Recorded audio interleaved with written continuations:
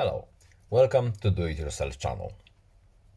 Today I will show you where to find and how to enable battery protection mode in Samsung Galaxy S22 Ultra.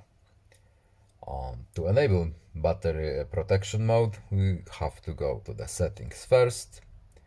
Then we're looking for battery here, power saving and charging options.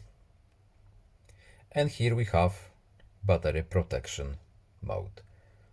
What does it do? To extend the lifespan of your battery, limit the maximum charge to 85%.